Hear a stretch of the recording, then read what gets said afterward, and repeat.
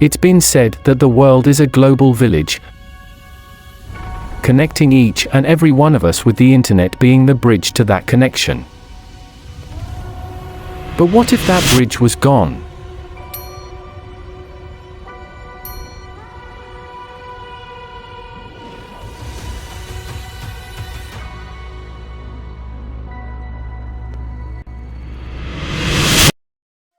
A groundbreaking mission by NASA's Parker Solar Probe has successfully ventured through the solar wind for the first time, aiming to prevent people on Earth from being unable to get on the internet. Scientists have warned about the potential impact of a solar storm, commonly called an internet apocalypse, which could strike within the years. So what exactly is the world going to be like when the internet is gone? What impact would this have on us? Join us in this video as we uncover how this apocalypse is going to happen, when it may happen, and more about this adversary that would want to end the internet. Any way the solar wind blows, its effects can be felt throughout the solar system. The solar wind is a continual stream of protons and electrons from the sun's outermost atmosphere, the corona.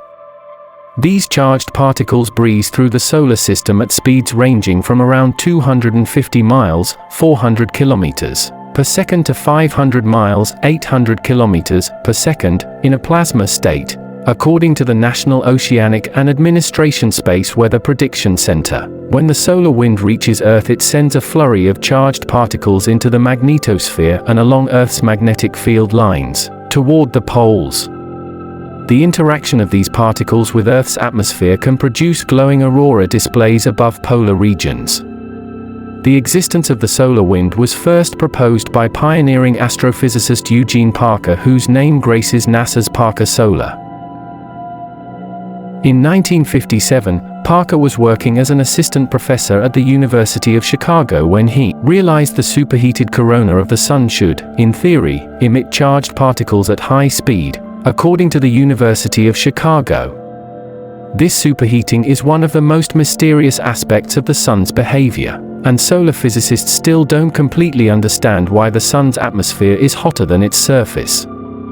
Parker's theory described that in the sun's corona, plasma is continually heated, with temperatures in this region reaching a blistering 3.5 million degrees Fahrenheit, 2 million degrees Celsius.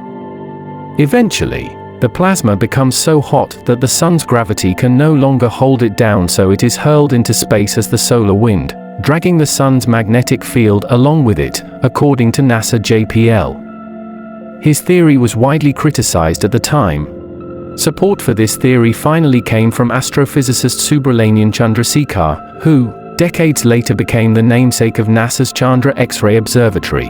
Chandrasekhar wasn't fond of the particle idea. He accepted Parker's theory because he could not find any issues with Parker's mathematics. Then in 1962, NASA's Mariner 2 spacecraft detected the presence of solar wind particles during its voyage to Venus. In addition to the constant streams of the solar wind, the sun sometimes expulses massive quantities of those charged particles in one go. These events, known as coronal mass ejections (CME), can trigger geomagnetic storms in the environment around Earth, which are associated with the beautiful aurora displays, but can also wreak havoc with power grids, telecommunication networks, and satellites orbiting the planet. The solar wind sweeps through the solar system far beyond the orbit of Pluto, forming a large bubble called the heliosphere. The effects of our windy star are felt throughout the solar system. Basically, if the sun sneezes, Earth catches a cold, because we always feel the impact of what happens on the sun thanks to the solar wind. On Earth, the solar wind is responsible for dazzling aurora light shows around the polar regions. In the northern hemisphere, the phenomenon is called the Northern Lights, Aurora Borealis, while in the southern hemisphere, it's called the Southern Lights, Aurora Australis. If solar wind speeds are high enough, geomagnetic storms can be triggered, which can lead to auroras expanding closer to the equator than is possible during calmer space weather conditions. A world without the internet would probably seem very strange to us now.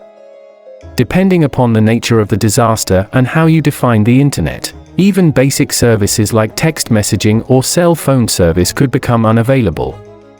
That's because the infrastructure for these services is also part of the internet infrastructure. If you take this thought experiment to an extreme case, even the phone lines might not work since they form part of the internet's infrastructure. Some cable and satellite services would be unavailable. You could still access television programming sent via broadcast towers if you had an antenna, but if the cable and satellite systems were part of the general collapse, you'd lose access to most channels. You wouldn't be able to log on to social networking sites and services like Facebook or Twitter. You wouldn't be able to fire up an instant messaging service to check up on friends.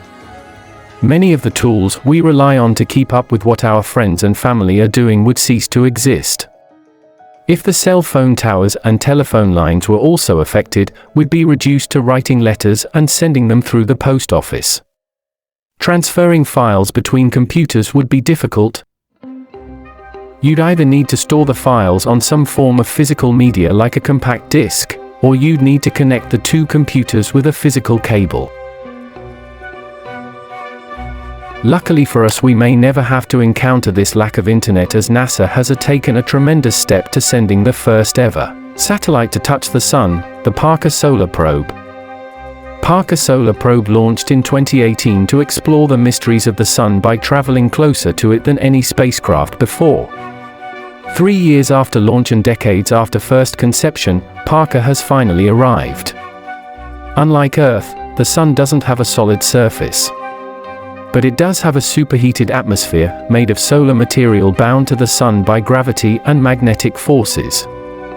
As rising heat and pressure push that material away from the Sun, it reaches a point where gravity and magnetic fields are too weak to contain it. The new milestone marks one major step for Parker Solar Probe and one giant leap for solar science. Just as landing on the Moon allowed scientists to understand how it was formed, touching the very stuff the Sun is made of will help scientists uncover critical information about our closest star and its influence on the solar system. As it circles closer to the solar surface, Parker is making new discoveries that other spacecraft were too far away to see, including from within the solar wind, the flow of particles from the Sun that can influence us at Earth. In 2019, Parker discovered that magnetic zigzag structures in the solar wind, called switchbacks, are plentiful close to the Sun. But how and where they form remained a mystery. Halving the distance to the Sun since then, Parker Solar Probe has now passed close enough to identify one place where they originate: the solar surface. Fields like artificial intelligence, autonomous vehicles, and the Internet of Things heavily rely on internet infrastructure for data exchange and real-time connectivity. A day without the internet would impede progress in these areas and slow down technological advancement. The hypothetical scenario of a day without the internet highlights the critical role it plays in our modern world. Social connections would be disrupted, economic systems would struggle, information flow would be hindered, education would face roadblocks, public services would be strained, entertainment options would dwindle, and technological development would experience setbacks. It becomes apparent that the absence of the internet, even for a short period, would have profound and widespread consequences across various sectors of society. This reflection underscores the significance of resilient and robust internet infrastructure in our daily lives.